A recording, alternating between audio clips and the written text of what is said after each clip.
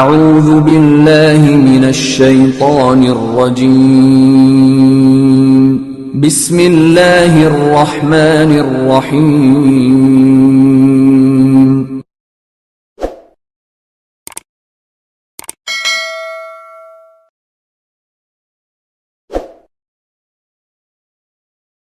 وعلى آله الأطيبين الأطهرين الأنجبين الهداة المهديين المعصومين المكرمين المظلومين الذين أذهب الله عنهم الرجس وطهرهم تطهيرا. اللهم صل على محمد وآل محمد. بهم نتولى ومن أعدائهم نتبرأ إلى الله. أما بعد فقد قال الله تبارك وتعالى عز اسمه اعوذ باللہ من الشیطان الرجیم ان اللہ یحب الذین یقاتلون فی سبیلہ صفا کأنہم بنیان مرصوص وَإِذْ قَالَ مُوسَىٰ لِقَوْمِهِ يَا قَوْمِ لِمَا تُؤْذُونَنِي وَقَدْ تَعْلَمُونَ أَنِّي رَسُولُ اللَّهِ إِلَيْكُمْ فَلَمَّا زَاغُوا أَزَاغَ اللَّهُ قُلُوبَهُمْ وَاللَّهُ لَا يَهْدِي الْقَوْمَ الْفَاسِقِينَ. وَإِذْ قَالَ عِيسَى ابْنُ مَرْيَمَ يَا بَنِي إِسْرَائِيلَ إِنِّي رَسُولُ اللَّهِ إِلَيْكُمْ مُصَدِّقًا لِمَا بَيْنَ يَدَيَّ مِنَ التَّوْرَاةِ وَمُبَشِّرًا بِرَسُولٍ يَأْتِي مِن بَعْدِهِ اسْمُهُ أَحْمَدُ فَلَمَّا جَاءَهُمُ الْبَيِّنَاتُ قَالُوا هَذَا سِحْرٌ مُبِينٌ. صلوات پڑھیں محمد و آل محمد پر. اللهم صل على محمد وآل محمد. عزیزان گرامی قدر، قرآن مجید فرقان حمید سورہ مبارک صف کہ جو قرآن مجید کا 61واں سورہ ہے اور اس کی تقریباً 3 آیات آپ کے سامنے پیش کی جا چکی ہیں اور آج 4تھی آیت سے تفسیر کا آغاز کیا جا رہا ہے. پروردگار ارشاد فرما رہا ہے کہ ان اللہ بے شک خدا یحب الذین پسند کرتا ہے ان لوگوں کو یقاتلون کہ جو قتل کرتے ہیں فی سبیلہ اس کے راستے میں، جہاد کرتے ہیں اس کے راستے میں، مقابلہ کرتے ہیں اس کے راستے میں، صفاً ایک صف بنا کر کأنہم بنیان مرصوص اس طرح کہ گویا وہ سیسا پلائی ہوئی دیوار ہوں. صف آپ سب اس لفظ سے اور اس کے معنی سے بخوبی واقف ہیں کہ صف یعنی ایک صف میں کسی کا کھڑا ہو جانا، کاندھے سے کاندھا ملا کر ایک قطار میں ایک لکیر پر کھڑے ہو جانے کو صف کہا جاتا ہے. قرآن مجید کہہ رہا ہے کہ یہ مسلمان جب جاتے ہیں جنگ کے لیے، جہاد کے لیے، تو صف بنا کر کے ایسے کھڑے ہو جاتے ہیں کأنہم بنیان مرصوص جیسے سیسا پلائی ہوئی دیوار ہو. بنیان یعنی دیوار، مرصوص یعنی جس کو سیسا پلایا ہوا. 3 صفات اس آیت میں اللہ کے راستے میں لڑنے والوں کی بیان کی جا رہی ہے. ایک، ان اللہ یحب الذین یقاتلون. یقاتلون یعنی اکیلے نہیں لڑتے بلکہ مل کر کے لڑتے ہیں، سب ایک دوسرے کے ساتھ متحد ہو کر، ایک دوسرے کے ہاتھوں میں ہاتھ ڈال کر، ایک دوسرے کے ساتھ اتحاد و اتفاق و وحدت کے ساتھ پروردگار متعال کے راستے میں دشمن کے مقابلے میں کھڑے ہوتے ہیں. دوسرا، فی سبیلہ ہی، اپنے لیے نہیں لڑتے بلکہ اللہ تعالیٰ کے لیے لڑتے ہیں، اخلاص پایا جاتا ہے، خلوص پایا جاتا ہے. تیسرا، صفاً کأنہم بنیان مرصوص، اور ایک دفعہ جب اتحاد اور خلوص کے ساتھ اللہ کے راستے پہ کھڑے ہو جاتے ہیں اور دشمن کے مقابلے کے لیے تیار ہو جاتے ہیں تو پھر ان کے قدموں میں لغزش نہیں آنے پاتی، مستحکم کھڑے ہوتے ہیں، مضبوطی کے ساتھ کھڑے ہوتے ہیں. ان کو کوئی چیز ان کے مقام سے ہلا نہیں سکتی. جس طرح سیسا پلائی ہوئی دیوار اپنے اندر موجود چیز کا دفاع کرتی ہے، اس طرح یہ سیسا پلائی ہوئی دیوار بن کر دین اسلام کا دفاع کرتے ہیں. امام صادق علیہ السلام ارشاد فرماتے ہیں اللهم صل على محمد وآل کان فی وصیت امیر المؤمنین، علی ابن ابی طالب کی وصیتوں میں سے ایک وصیت یہ تھی فَإِذَا حَضَرَتْ بَلِيَّةٌ فَاجْعَلُوا أَمْوَالَكُمْ دُونَ أَنفُسِكُمْ وَإِذَا نَزَلَتْ نَازِلَةٌ فَاجْعَلُوا أَنفُسَكُمْ دُونَ دِينِكُمْ. امام فرماتے ہیں دیکھو 3 حصوں میں تقسیم کرو. سب سے اوپر والا حصہ تمہارا مال، اس کے نچلے والا حصہ تمہارا بدن، تمہارا نفس، اور اس کے نیچے تمہارا دین. اگر کوئی تمہارے بدن پر حملہ کرنا چاہے تو مال کو قربان کر لو، اپنے بدن کو بچا لو. اور اگر کوئی تمہارے دین پر حملہ کرنا چاہے تو اپنے بدن کو قربان کر دو، اپنے دین کو بچا لو۔ اور پھر عجیب جملہ ارشاد فرماتے ہیں، کہتے ہیں دنیا میں ہمیشہ یہ ہوتا ہے کہ اگر آپ کسی چیز کو کسی دوسری چیز کے نسبت سے محفوظ قرار دیں، کہیں کہ میرا دین میرے بدن کی وجہ سے محفوظ ہے، میرا بدن میرے مال کی وجہ سے محفوظ ہے، تو جب بدن چلا جائے گا تو دین خطرے میں پڑ جانا چاہیے، کیونکہ جو بدن اس کی حفاظت کر رہا تھا وہ مار دیا گیا۔ امام فرماتے ہیں دین کا معاملہ اس کے بالکل الٹ ہے، جیسے ہی تمہارے بدن کو مار دیا جائے گا ہمیشہ کے لیے تمہارا دین محفوظ ہو جائے گا۔ سبحان اللہ۔ اب کوئی چاہتے ہوئے بھی تمہارا دین تم سے جدا نہیں کر سکتا، ہمیشہ کے لیے محفوظ ہو جائے گا۔ پھر فرماتے ہیں وَاعْلَمُوا أَنَّ الْحَالِكَ مَنْ هَلَكَ دِينُهُ، ہالک وہ ہے، ہلاک شخص وہ ہے کہ جس کا دین ہلاک ہو جائے۔ الا وَإِنَّهُ لَا فَقْرَ بَعْدَ الْجَنَّةِ، جنت کے بعد تو کوئی فقر کا تصور ہی نہیں ہے، کہ اگر فقر ہے، تنگ دستی ہے تو اس دنیا میں ہے، اس دنیا سے چلے جاؤ گے، جنت میں کوئی فقر نہیں پایا جاتا، اور اگر اس دنیا میں مالدار ہو تو جہنم میں تمہارا مال تمہارے کوئی کام نہیں آئے گا۔ اگر فقر ہے، تنگ دستی ہے تو بھی اس دنیا میں ہے، اگر غنا ہے، مال و دولت ہے، بے نیازی ہے، ثروت ہے تب بھی اس دنیا میں ہے۔ اس دنیا سے جانے کے بعد اگر جنت میں چلے گئے تو فقر کا کوئی نام و نشان نہیں ہوگا، اگر جہنم میں چلے گئے تو مال و دولت کا کوئی نام و نشان نہیں۔ اور یہاں پر کأنہم بنیان مرصوص، اس طرح سے اللہ کی راہ میں کھڑے ہوتے ہیں جیسے سیسا پلائی ہوئی دیوار۔ اس مقام پر ابن عباس یہ کہتے ہوئے نظر آتے ہیں کہ انما یخشى اللہ من عبادہ العلماء، کہ اللہ سے تو صرف اس کے عالم بندے ہی ڈرا کرتے ہیں۔ اور پھر فرماتے ہیں قال کان علی یخشى اللہ، علی وہ ہے کہ جو اللہ سے ڈرنے کا حق ادا کرتے تھے، وَيُرَاقِبُهُ، اور اللہ کا پاس رکھنے کا حق ادا کرتے تھے، وَيَعْمِلُ بِفَرَائِضِهِ، اور علی ہیں کہ جو اپنے فرائض پر عمل کرتے تھے، وَيُجَاهِدُ فِي سَبِيلِهِ، اور علی ہیں کہ جو اللہ کے راستے میں جہاد کرتے تھے، وَكَانَ إِذَا صَفَّ فِي الْقِتَالِ كَأَنَّهُ بُنْيَانٌ مَرْصُوصٌ، اور جب علی اللہ کے راستے میں جہاد کے لیے میدان میں اترتے تھے تو سیسا پلائی ہوئی دیوار کی طرح کھڑے ہو جاتے تھے۔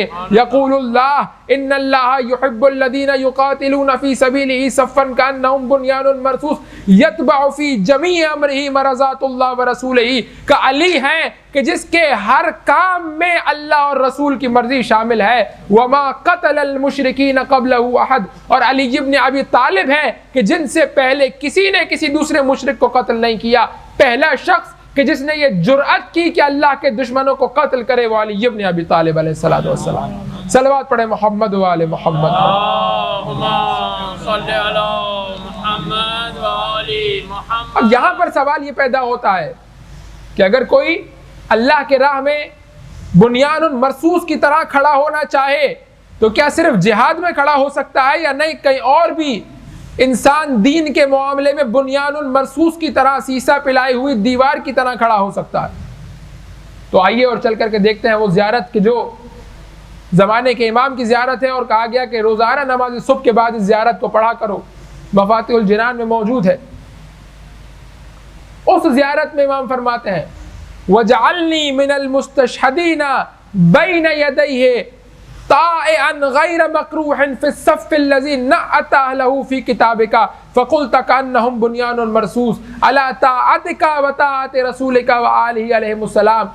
مولا پروردگار تو مجھے قرار دے کہ میں اپنے مولا اور آقا کے سامنے شہادت کا جام پیوں، پروردگار تو مجھے اس قابل بنا دے کہ میں اپنے مولا اور آقا کے سامنے منصب شہادت پر فائز ہوں، اور جب میں اس منصب شہادت کا انتخاب کروں تو میرے دل میں کوئی شک و شبہ نہ ہو، بلکہ میں یقین کے ساتھ، رغبت کے ساتھ، میل کے ساتھ اپنے مولا اور آقا کے راستے میں اپنی جان کو قربان کر رہا ہوں۔ اس طرح سے جان کو قربان کروں جس طرح تو نے اپنی کتاب میں کہا ہے کہ یہ بنیان مرصوص کی طرح اللہ کے راستے میں آ کر کے کھڑے ہو جاتے ہیں۔ علی طاعتک و طاعت رسولک و آلہ علیہم السلام، پروردگار مجھے اپنی اطاعت کے راستے میں، اپنے نبی کی اطاعت کے راستے میں اور آل محمد کی اطاعت کے راستے میں اس طرح سے مضبوط بنا دے کہ جیسے سیسا پلائی ہوئی دیوار مضبوط ہوتی ہے، کہ میں اللہ کی اطاعت کے سامنے، رسول کی اطاعت کے سامنے اور آل محمد کی اطاعت کے سامنے کسی کے سامنے سر تسلیم خم نہ کروں، بلکہ ہمیشہ ان کی اطاعت کے راستے میں آگے بڑھتا چلا جاؤں۔ اب اس کے بعد جو گزشتہ روز بات ہوئی تھی کہ لما تقولون ما لا تفعلون، قرآن کہہ رہا ہے کہ کیوں ایسی بات کہتے ہو کہ جس پر خود عمل نہیں کرتے. اب پروردگار اس قول و فعل کے تضاد کو، کہ بعض افراد کی زندگی میں قول و فعل کا تضاد پایا جاتا ہے، اس قول و فعل کے تضاد کو پروردگار متعال حضرت موسیٰ کی زندگی میں سے اور حضرت عیسیٰ کی زندگی میں سے بیان کر رہا. پروردگار ارشاد فرما رہا ہے وَإِذْ قَالَ مُوسَىٰ لِقَوْمِهِ يَا قَوْمِ لِمَا تُؤْذُونَنِي وَقَدْ تَعْلَمُونَ أَنِّي رَسُولُ اللَّهِ إِلَيْكُمْ، اے قوم بنی اسرائیل کیوں مجھے اذیت کرتے ہو، کیوں مجھے اذیت پہنچاتے ہو جبکہ جانتے ہو کہ میں اللہ کا رسول ہوں. یہ آیت مسلمانوں کو ایک انڈائریکٹ وے میں رسول اللہ کو اذیت پہنچانے سے منع کر رہی. ڈائریکٹلی نہیں کہہ رہی کہ رسول اللہ کو اذیت نہ دو، کہہ رہے کہ وقال موسیٰ لقومہ، موسیٰ نے اپنی قوم سے کہا کہ کیوں مجھے اذیت پہنچا رہے ہو جبکہ جانتے ہو کہ میں اللہ کا رسول. لیکن قرآن نے ڈائریکٹلی بھی مسلمانوں کو منع کیا ہے. کس مقام پر؟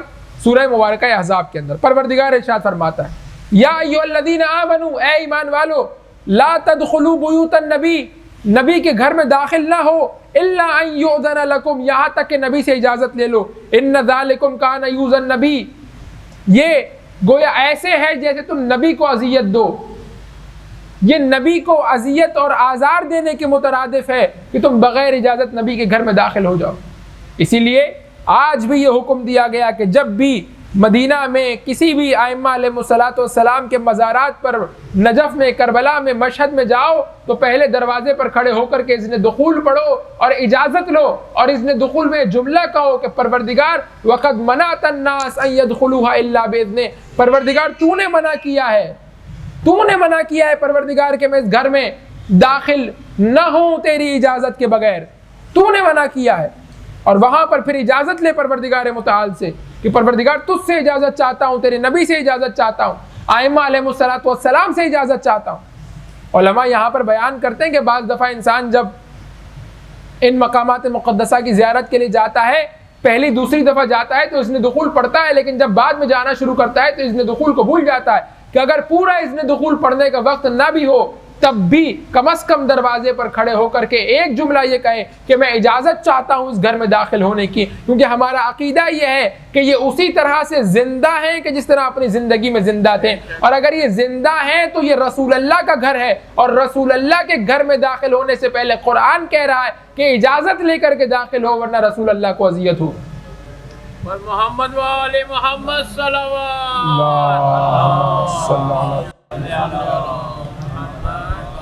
اسی طرح قرآن مجید ایک مقام پر اس آیت میں سورہ صف میں مسلمانوں کو کچھ نہیں کہہ رہا، کہہ رہا ہے موسیٰ نے اپنی قوم سے کہا کہ مجھے اذیت نہ دو. سورہ احزاب کی آیت میں مسلمانوں کو کہہ رہا ہے رسول اللہ کو اذیت نہ دو. ایک اور آیت ہے جہاں پر پروردگار دونوں باتوں کو ملا کر کے بیان کر رہا ہے. مسلمانوں سے کہہ رہا ہے اے مسلمانوں، جس طرح موسیٰ کی قوم نے موسیٰ کو اذیت دی اس طرح تم اذیت نہ دو. کون سی آیت ہے؟ سورہ مبارکہ احزاب کی آیت نمبر 69. یا ایھا الذین آمنوا لا تکونوا کالذین آذوا موسیٰ، ان لوگوں کی طرح نہ ہو جاؤ کہ جنہوں نے موسیٰ کو اذیت دی تھی. فبرأہ اللہ، پروردگار متعال نے موسیٰ سے متعلق گواہی دی اور موسیٰ کو ان کی تہمتوں سے بری قرار دیا.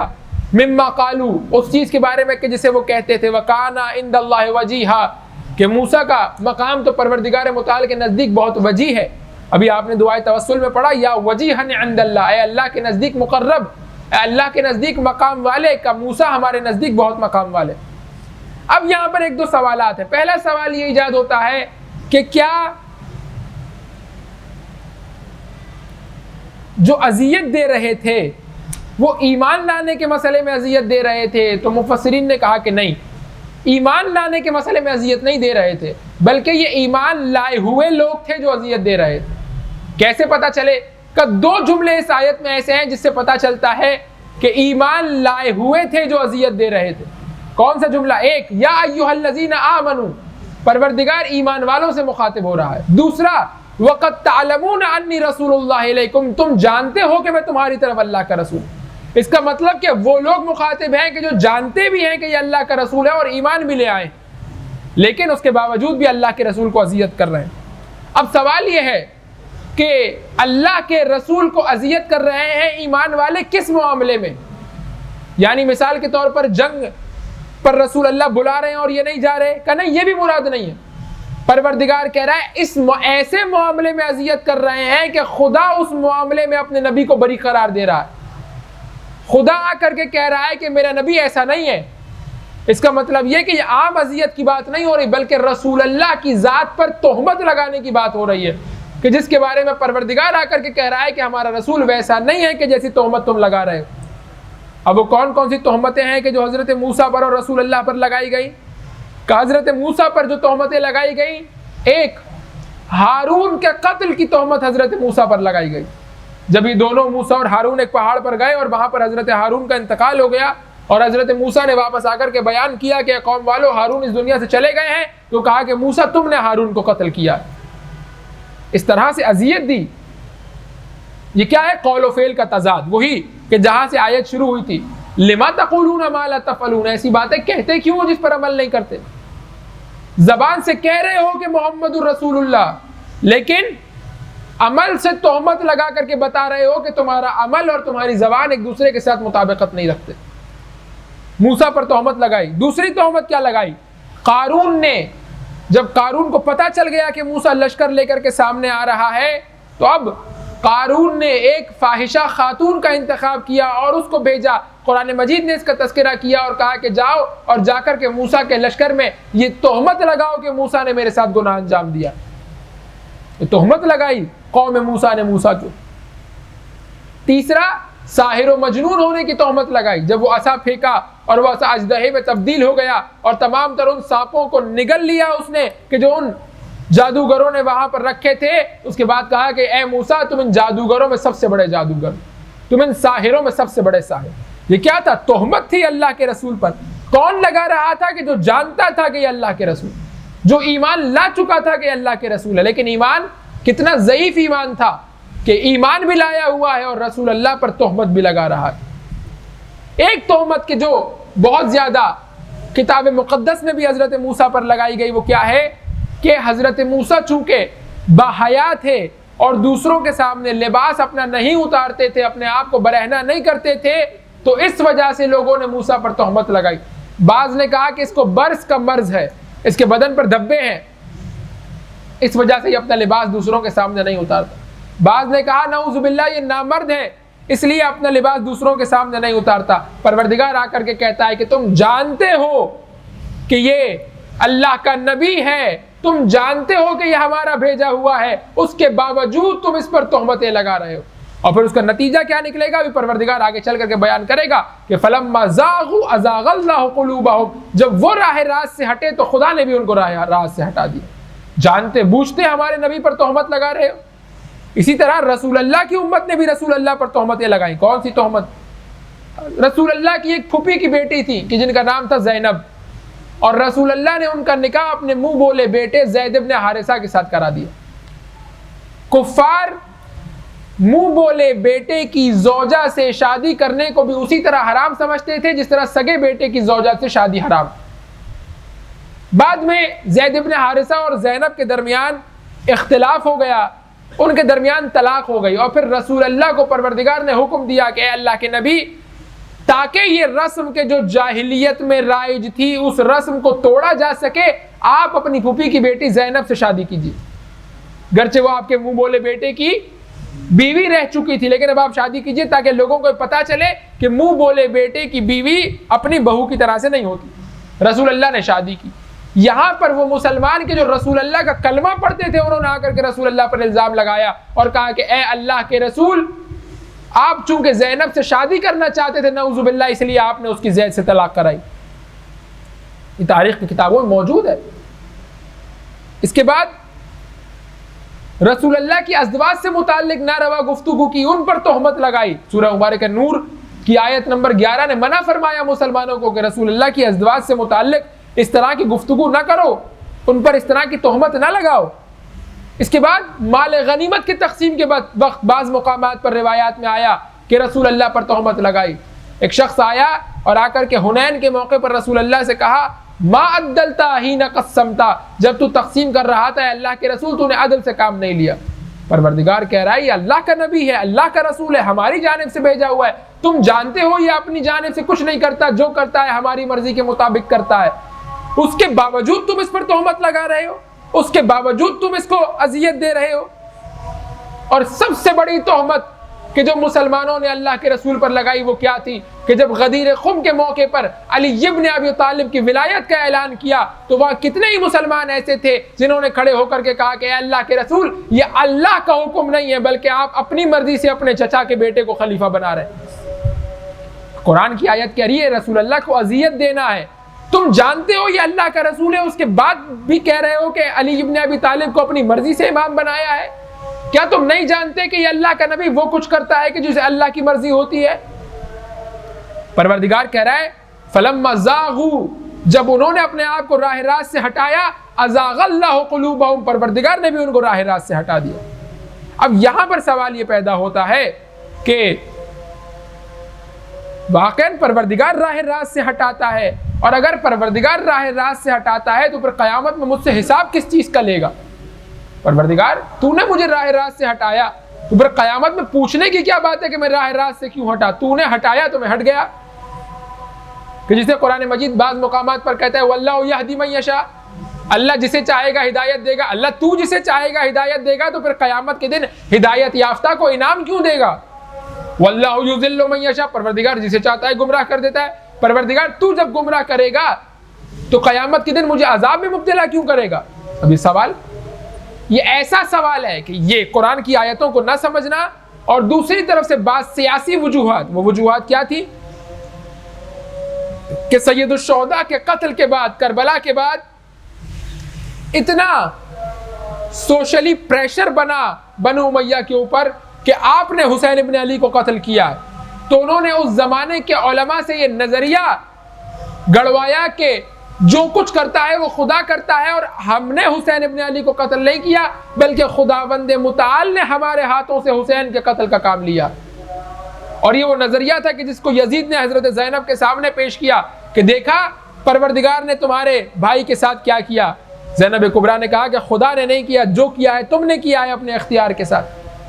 یہ قرآن کو نہ سمجھنے کا اور سیاسی وجوہات کا نتیجہ تھا کہ اہل سنت کی اکثریت آج بھی جبر کے قائل ہو گئی اور کہنے لگے کہ جبر پایا جاتا ہے، اشاعرہ اس کے قائل ہو گئے کہ جبر پایا جاتا ہے اور انسان وہی کچھ انجام دیتا ہے جو پروردگار کی مرضی ہوتی۔ لیکن ہمارے مفسرین نے بہت ہی خوبصورت انداز میں اس مسئلے کو بیان کیا۔ ہمارے مفسرین کہتے ہیں کہ سب سے پہلے آپ یہ دیکھیے کہ گمراہی بذات ہی وجود نہیں رکھتی۔ یعنی کیا؟ میں آپ کے سامنے مثال پیش کرتا ہوں۔ اندھیرے کا کوئی وجود نہیں ہے، نور کا نہ ہونا اندھیرا ہے۔ اندھیرا اپنی ذاتی حیثیت میں وجود نہیں رکھتا، آپ روشنی کو ہٹا دیجئے تو اندھیرا ہو جائے گا، یعنی روشنی کے نہ ہونے کا نام اندھیرا ہے، اندھیرا خود کوئی شے نہیں ہے۔ مفسرین کہتے ہیں کہ قرآن مجید ہی کی آیت سے، سورہ مبارکہ فاطر کی آیت سے استفادہ کرتے ہیں کہ گمراہی کچھ بھی نہیں ہے، اللہ کی رحمت کے نہ ہونے کا نام گمراہی ہے۔ یعنی پروردگار گمراہ نہیں کرتا، صرف اپنی رحمت کے دروازے کو بند کر دیتا ہے۔ اللہ کی رحمت کا نہ ہونا دراصل گمراہی ہے۔ سورہ مبارکہ فاطر کی آیت کیا کہتی ہے؟ ما یفتح اللہ للناس من رحمت فلا ممسک لہا، اگر اللہ کسی پر رحمت کا دروازہ کھول دے تو کوئی بند نہیں کر سکتا، اور اگر اللہ کسی پر رحمت کا دروازہ بند کر دے تو کوئی کھول نہیں سکتا۔ یعنی پروردگار تمہیں گمراہی میں مبتلا نہیں کرتا، تمہاری حرکتوں کی وجہ سے صرف رحمت الہی کا دروازہ ہے کہ جو بند ہو جاتا ہے۔ جیسے ہی رحمت الہی کا دروازہ بند ہو گیا تم خود بخود گمراہ ہو گئے، جیسے خود بخود نور چلا گیا تو اندھیرا آ گیا، روشنی چلی گئی تو تاریکی آ گئی۔ یہاں پر مفسرین کہتے ہیں کہ پروردگار متعال سے انسان دعا کرے کہ پروردگار انسان کو ایسا ایمان عطا کرے پروردگار کی ذات پر کہ انسان جبر کا قائل نہ ہو جائے، بلکہ اپنی خواہشات کو پروردگار متعال کے حکم کے مطابق ڈھالنا شروع کر دے۔ ایک روایت ہمارے پاس موجود ہے، کہا کہ 3 چیزیں ایسی ہیں کہ جو آدم سے لے کر کے رسول اللہ تک تمام انبیاء نے ایک دوسرے کو وراثت میں دی ہے۔ اس میں سے ایک چیز کیا ہے کہ تاکیبات نماز صبح کی یہ دعا۔ کون سی دعا؟ جس میں پروردگار متعال سے اس طرح سے مخاطب ہو اللہم انی اسألک ایمانا تباشر به قلبی، پروردگار ایسا ایمان چاہتا ہوں جس میں میرا قلب میرے ایمان کی ہمراہی کرے، وہ یقیناً، اور ایسا یقین چاہتا ہوں حتی اعلم انہ لا یصیبنی الا ما کتبت لی، ایسا یقین عطا کر کے مجھے یقین ہو جائے کہ مجھ تک کوئی خیر بھی پہنچتا ہے تو وہ تیری جانب سے پہنچتا ہے، میں مشکل اور مصیبت اور پریشانی میں بھی گرفتار ہوتا ہوں تو اس میں تیری کوئی مصلحت ہوتی، ایسا مجھے یقین عطا فرما اپنی ذات کے اوپر۔ وَرَزِّنِي بِمَا قَسَّمْتَ لِي، اور اے پروردگار جو تو تقسیم کرے اس پر مجھے راضی کر دے، حتیٰ اتنا میں راضی ہو جاؤں، لا احب تعجیل ما اخرتا، اتنا راضی ہو جاؤں کہ جس کو تو مجھ سے دور کر دے میں اس کے قریب لانے کو پسند نہ کروں، اور جس کو تو قریب کر دے میں اسے دور کرنے کو پسند نہ کروں، یعنی میں اپنے آپ کو فنا کر دوں تیری ذات کے۔ یا حی یا قیوم استغیث برحمتک، تیری رحمت کے ذریعے تیری بارگاہ میں پکارتا ہوں، اصلح لی شانی کلہ، میرے تمام تر امور کی اصلاح فرما، اور ولا تکلنی الی نفسی طرفۃ عین ابدا، پروردگار جو آنکھ جھپکنا ہوتا ہے نا، طرفۃ عین یعنی آنکھ جھپکنا، اس آنکھ جھپکنے کے برابر بھی ہے پروردگار، مجھے میرے حال پر نہ چھوڑنا، ہمیشہ میرے ہاتھ کو تھامے رکھنا۔ یہاں پر علماء بہت اچھی مثال بیان کرتے ہیں، کہتے ہیں جیسے بھیڑ میں ایک چھوٹا بچہ اپنے باپ کی انگلی کو تھامے رکھتا ہے، کیونکہ جانتا ہے اگر ایک لمحے کے لیے بھی باپ کی انگلی چھوڑ دی اس بھیڑ میں گم ہو کر کے رہ جائے گا، کہ اس دنیا کی بھیڑ میں بھی اللہ کو تھامے رکھو، ایک لمحے کے لیے بھی اگر تم نے دست خدا کو چھوڑ دیا تو اس دنیا کی بھیڑ میں اس طرح گم ہو کر کے رہ جاؤ گے کہ پھر خدا کو نہیں پا سکو گے۔ اس طرح سے اپنے آپ کو خدا سے۔ بس عزیزان گرامی قدر، پروردگار کیسے ہدایت دیتا ہے اور پروردگار کیسے گمراہ کرتا ہے، علماء نے کہا کہ دو قسم کی ہدایتیں ہیں۔ میں آپ کے سامنے مثال پیش کرتا ہوں اور اس کے بعد انشاءاللہ آج کی گفتگو کو اختتام تک لے جاتے ہیں۔ علماء نے بیان کیا کہ دو قسم کی ہدایتیں ہیں، ایک ہدایت ہدایت تکوینی ہے، ایک ہدایت ہدایت تشریعی۔ مثال آپ کے سامنے پیش کرتا ہوں تاکہ مشکل بات آسان ہو جائے۔ میں نے اپنے گھر پہ دعوت افطار کا اہتمام کیا، اور میں ایک شخص ہے کہ جس کو بہت زیادہ نہیں چاہتا تھا کہ بلاؤں، لیکن بالآخر کہیں مل گیا، زبردستی کہنا پڑ گیا، دل میں خیال آیا کہ اسے پتہ چلے گا بعد میں تو برا لگ جائے گا۔ میں نے کہا ٹھیک ہے، میرے گھر پہ دعوت ہے افطار کی، فلاں دن آپ آ جائیے گا۔ اس نے مجھ سے کہا کہ کہاں ہے آپ کا گھر؟ میں نے کہا کہ بھائی فلاں محلے میں، فلاں گلی میں، اور مکان کا نمبر یہ ہے، وہاں پر آپ تشریف لے آئیے۔ اب چونکہ میں بہت زیادہ نہیں چاہتا کہ یہ آئے، تو اب میں نے جو کہہ دیا، اپنی حجت تمام کر دی، اپنی ذمہ داری ادا کر دی، اب میں چلا گیا۔ اب وہ آئے نہ آئے، پہنچے نہ پہنچے، اسے رستہ ملے نہ ملے، اسے میرا کوئی سروکار نہیں۔ لیکن ایک دفعہ ایک ایسا شخص ہے کہ جسے میں چاہتا ہوں کہ وہ آئے، اب اس کے گھر پہ گیا، اس کو دعوت دی، پھر جس دن افطار تھا اس دن صبح اس کو فون کیا، آپ کو یاد ہے آج شام کو میرے یہاں افطار ہے۔ پھر جب افطار کا وقت آیا تو فون کیا، آپ گھر سے نکل گئے ہیں یا نہیں نکلے؟ پھر دوبارہ فون کیا، میں کسی کو بھیج دوں لینے کے لیے اگر آپ کو راستہ نہ مل رہا ہو۔ علماء بیان کرتے ہیں کہ پروردگار متعال کی جانب سے بھی ہدایت انہی دو طرح کی ہے۔ پہلی ہدایت جس میں پروردگار اپنا راستہ بتاتا ہے، دیکھو یہ میرا راستہ ہے، یہ ہدایت سب کے لیے برابر ہے۔ انا ہدیناہ السبیل اما شاکرا و اما کفورا، ہم نے سیدھا راستہ دکھا دیا ہے، تمہاری مرضی ہے شکر گزار بندے بن جاؤ، تمہاری مرضی ہے کفران نعمت کرنے والے بن جاؤ۔ لیکن جب انسان اچھا بندہ بنتا چلا جاتا ہے تو پھر خدا بھی محبت کرنا شروع کر دیتا ہے، اور پھر جب خدا محبت کرنا شروع کرتا ہے تو اب پھر خدا مختلف طریقوں سے انسان کو اپنی طرف بلاتا ہے۔ اب یہ بلانا کس پر ڈیپینڈنٹ ہے؟ یہ مجھ پر ڈیپینڈنٹ ہے۔ پہلی والی ہدایت سب کے لیے برابر ہے، دنیا کے تمام تر انسانوں کے لیے برابر ہے، لیکن دوسری والی ہدایت سب کے لیے نہیں ہے۔ دوسری میں تمہیں کچھ کرنا پڑے گا، جیسے جیسے تم میں صلاحیت بڑھتی چلی جائے گی وہاں سے ہدایت کی تعداد بھی بڑھتی چلی جائے گی، یہاں سے صلاحیت بڑھتی چلی جائے گی وہاں سے ہدایت کا معیار بھی بڑھتا چلا جائے گا۔ میں آپ کے سامنے مثال پیش کروں تاکہ بات آسان ہو جائے۔ کسی کمپنی میں یہ قانون بنا دیا جائے جو ہفتے میں 3 دن نہیں آئے گا اسے کمپنی سے نکال دیا جائے۔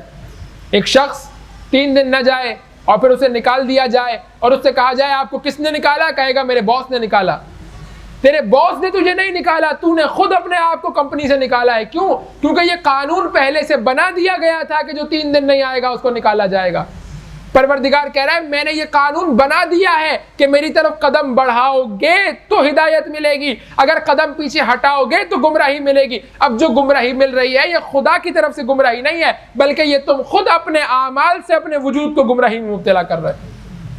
جس طرح وہ شخص کہتا ہے مجھے میرے باس نے جاب سے نکال دیا، اس طرح انسان بھی کہتا ہے خدا نے مجھے گمراہ کر دیا۔ نہ اسے باس نے نکالا ہے، نہ اسے خدا نے گمراہ کیا ہے، اس نے بھی خود اپنے آپ کو نکالا ہے، اس نے بھی خود اپنے آپ کو گمراہ کیا۔ صلوات پڑھیے محمد و آل محمد۔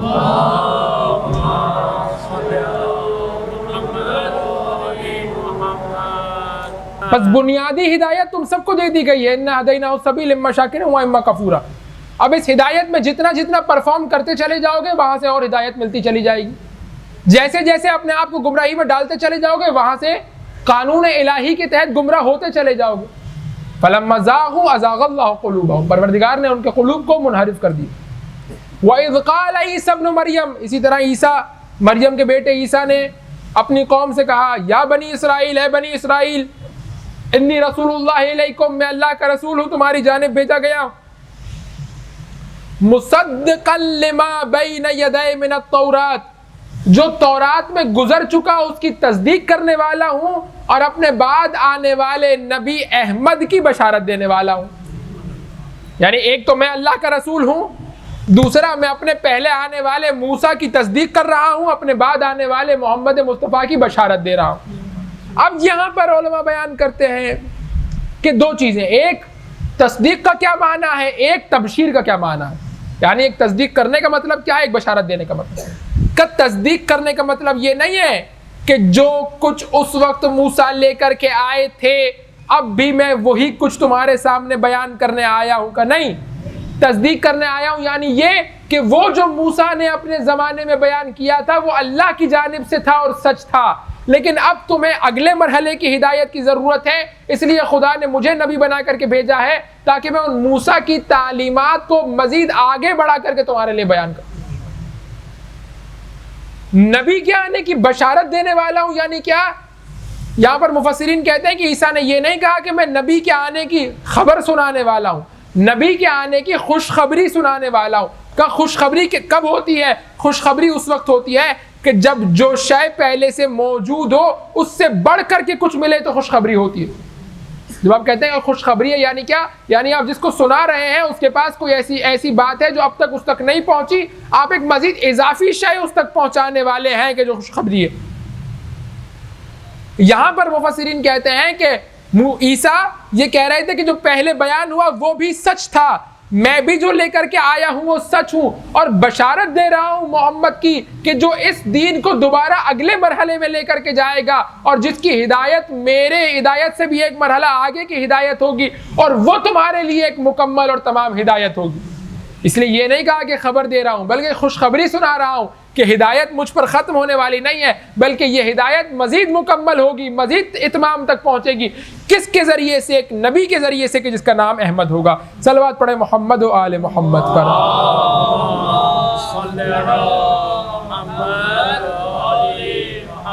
احمد کہا گیا کہ ختمی مرتبت کا نام زمین پر محمد ہے اور آسمانوں میں احمد ہے۔ خود انجیل کے اندر بھی بارہا رسول اللہ کے نام ذکر ہوا کہ جو بعد میں تحریف کر دیا گیا، لیکن خود لفظ مبشر جو رسول اللہ کا لقب ہے وہ اب بھی آج کی انجیل کے اندر بھی موجود ہے۔ میں آپ کے سامنے انجیل سے ایک پیراگراف لے کر کے آیا تھا، لیکن اس کو فی الحال آپ کے سامنے بیان نہیں کرتا، بلکہ ایک واقعہ کہ جو اس لفظ احمد سے مربوط ہے وہ آپ کے سامنے بیان کرتا۔ کہا کہ ایک شخص رسول اللہ کی وفات کے بعد یہودی تھا، حضرت داؤد کی اولاد میں سے تھا، مسجد النبی کے اندر آیا، مدینہ کی مسجد میں آیا، اور اس نے آ کر کے دیکھا کہ بازار سنسان ہے، وہ رونق نہیں ہے مدینے میں کہ جو پہلے تھی، سناٹا ہے۔ سوال کیا کہ کیا ہو گیا، کیوں سناٹا ہے، کیوں رونق نہیں ہے، کیوں سنسان پڑا ہوا ہے بازار؟ کہا کہ رسول اللہ اس دنیا سے چلے گئے۔ اس نے کہا کہ آج تاریخ کون سی ہے؟ اس کو بتایا گیا کہ آج فلاں تاریخ۔ اس نے کہا کہ مجھے مسجد میں لے چلو۔ کہاں ہے سب؟ بتایا گیا سب مسجد میں ہے۔ اس کو لے آئے مسجد میں۔ کہ مسجد پوری بھری ہوئی تھی. اس نے کہا کہ کون ہے تم میں سے جو رسول اللہ کا خلیفہ ہو؟ کسی نے اشارہ کیا خلیفہ اول کی طرف کہ ہم نے ان کو رسول اللہ کا خلیفہ بنایا ہے. اس شخص نے کہا کہ ٹھیک ہے. قریب آیا. پوری روایت کا جملہ یہ ہے کہ پورے مجمع کو شگاف ڈالتا ہوا، راستہ بناتا ہوا آگے آیا منبر کے پاس، اور آ کر کے کہا کہ تمہارا نبی اسی دن اس دنیا سے گیا ہے کہ جو دن ہماری کتابوں میں لکھا ہوا تھا. یعنی آخری نبی کی وفات کا جو دن ہماری کتابوں میں لکھا ہوا تھا اسی دن تمہارے نبی نے وفات پائی. اور اس کی وجہ سے مجھے ایک یقین حاصل ہونا شروع ہوا ہے کہ اسلام حق دین ہے، اور یہی وہ نبی ہے کہ جس کی عیسیٰ اور موسیٰ بشارت دے کر کے گئے تھے. میں مسلمان ہونا چاہتا ہوں، لیکن میرے 4 سوال ہیں. اگر کوئی ان 4 سوالوں کا جواب دے گا تم میں سے کہ جس کو تم نے رسول اللہ کا خلیفہ بنایا ہے تو میں مسلمان ہو جاؤں گا.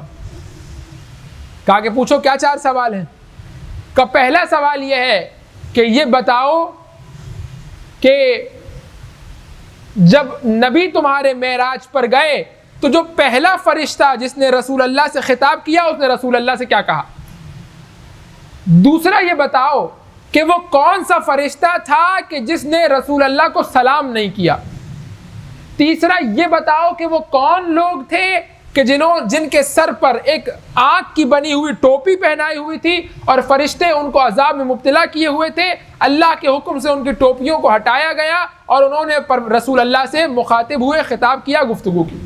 اور چوتھا یہ بتاؤ کہ تمہارے نبی کا جنت میں مقام کیا ہے؟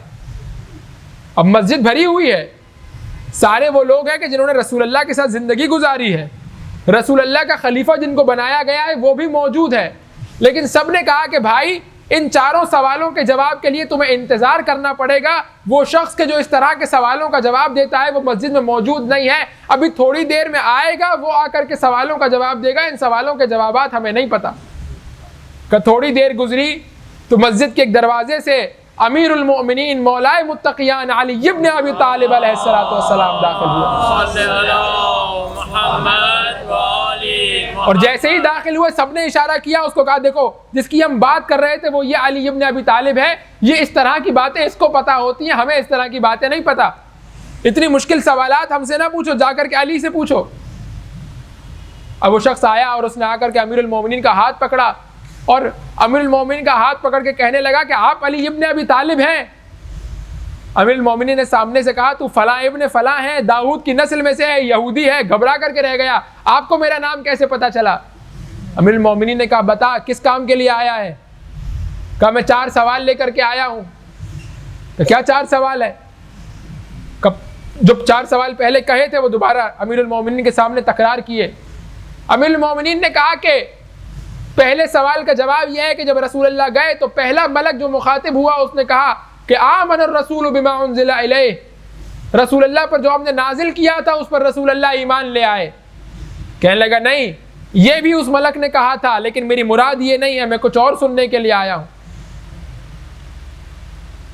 امیر المومنین نے کہا کہ اس نے اس آیت کا دوسرا ٹکڑا بھی پڑھا تھا کہ والمومنون، اور مومنین بھی جو ہے وہ رسول اللہ پر ایمان لے کر کے آئے. اس نے کہا کہ یہ بھی ملک نے کہا تھا لیکن میری مراد یہ نہیں ہے، میں یہ ڈھونڈتا ہوا نہیں آیا.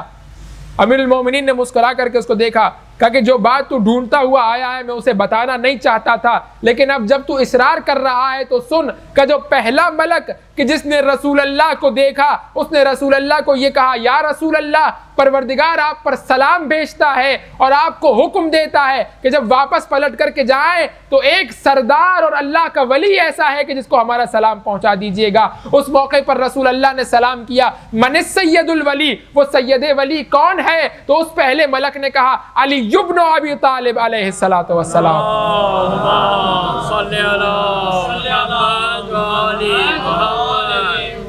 کیا کہنے لگا؟ قال الیہودی صدقت واللہ انی لاجد ذالک فی کتاب.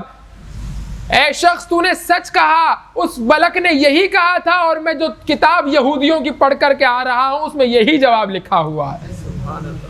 اور اس کے بعد پھر 3 سوال اور کہ جس میں کہا کہ وہ کون سا فرشتہ ہے جس نے رسول اللہ کو سلام نہیں کیا. کہا کہ ملک الموت ہے. کیوں سلام نہیں کیا؟ کہا کہ وہ اس وقت ایک ایسے کافر کی روح اپنے ساتھ لے کر کے آ رہا تھا کہ جس نے مرتے وقت خدا کے بارے میں بہت ہی نازیبا الفاظ کہے تھے، اس لیے ملک الموت کی حالت اس وقت اچھی نہیں تھی، اس لیے اس نے رسول اللہ کو نہیں پہچانا، اور جبرائیل نے پھر رسول اللہ کا تعارف کروایا، کہا کہ وہ کون سے لوگ تھے کہ جن کے چہرے پر ٹوپیاں پہنی ہوئی تھی، انہوں نے آنکھ کی بنی ہوئی کا، فرعون تھا، قارون تھا، شداد تھا، اور اس کے بعد پھر کہا کہ تمہارے نبی کا مقام کیا ہے؟ تو امیر المومنین نے جواب دیا کہ جنات عدن رسول اللہ کا مقام ہے، وہ جنات عدن کی جس میں استحکام پایا جاتا ہے، جسے اللہ نے خود اپنے ہاتھوں سے بنایا ہے۔ اور جیسے ہی چاروں سوالوں کا جواب دیا تو کہا کہ لا اپنا ہاتھ آگے کر، میں تیرے ہاتھ پر مسلمان ہونا چاہتا ہوں۔ امیر المومنین نے اپنا ہاتھ آگے بڑھایا، اس یہودی نے اپنا ہاتھ علی ابن ابی طالب کے ہاتھ پر رکھا اور کہا اشہد ان لا الہ الا اللہ واشہد ان محمد رسول اللہ، میں گواہی دیتا ہوں کہ اے اللہ ہی کے سوا کوئی معبود نہیں ہے، رسول اللہ کے علاوہ کوئی اللہ کا نبی نہیں ہے۔ اے علی میں گواہی دیتا ہوں کہ اس وقت دنیا میں سب سے زیادہ عالم شخص آپ ہیں، اور میں گواہی دیتا ہوں کہ آپ ہی اللہ کے خلیفہ ہیں۔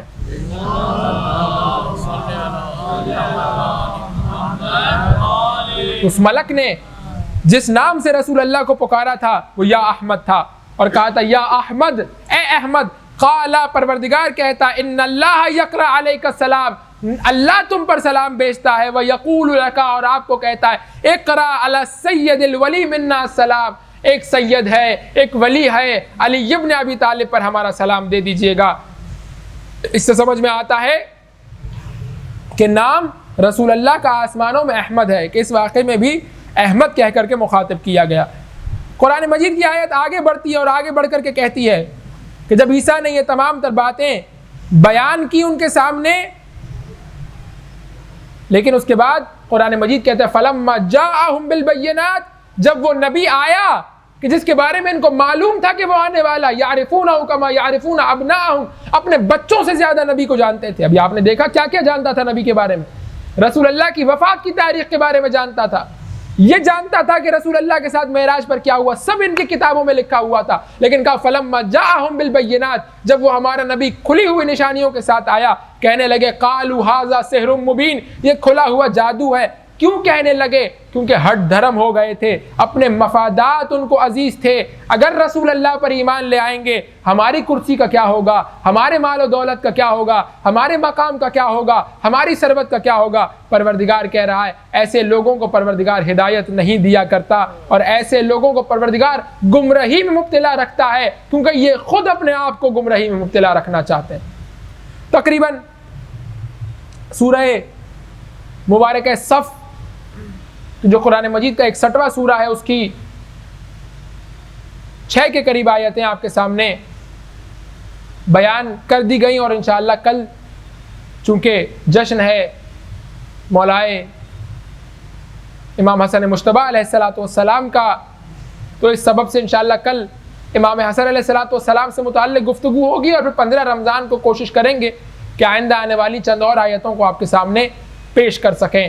آئیے پروردگار متعال کی بارگاہ میں دست بدعا بلند کرتے ہیں، پروردگار بحق محمد و آل محمد بار الہ ہماری اس قلیل سے عبادت کو اپنی بارگاہ میں قبول فرما، بار الہ جو عبادتیں انجام دے چکے انہیں اپنی بارگاہ میں قبول فرما، آئندہ آنے والے دنوں میں قیام و سیام کے ذریعے تجھے راضی کرنے کی توفیق عطا فرما، ہماری زندگیوں کو نور قرآن و اہل بیت سے منور فرما، ہماری قبر کو نور قرآن و اہل بیت سے منور فرما، قیامت کے دن ہمارے وجود کو نور قرآن و اہل بیت سے منور فرما، ہمیں دنیا میں قرآن و اہل بیت کا راستہ، آخرت میں قرآن و اہل بیت کی شفاعت نصیب فرما۔ پروردگار قرآن و اہل بیت کی محبت کو ہماری آئندہ آنے والی نسلوں میں قائم و دائم فرما۔ پروردگار تجھے واسطہ محمد و آل محمد کا، فاطمہ اولاد فاطمہ کی محبت کو ہماری آئندہ آنے والی نسلوں میں قائم و دائم فرما۔ پروردگار ہمیں کوئی غم نہ دے سوائے غم حسین کے۔ پروردگار جو مومنین دلوں میں حاجتیں لے آئے ان سب کی حاجتوں کو مستجاب فرما، ان سب کی مشکلات پریشانیوں کو دور فرما۔ پروردگار ہمیں اپنے بچوں کی صحیح دینی اسلامی مہدوی تربیت کرنے کی توفیق عطا فرما۔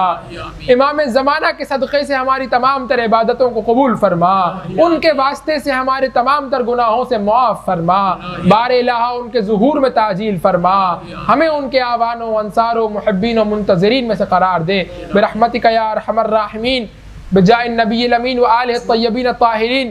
ان اللہ و ملائکتہ یصلون علی النبی یا ایھا الذین آمنوا صلوا علیہ وسلموا تسلیما۔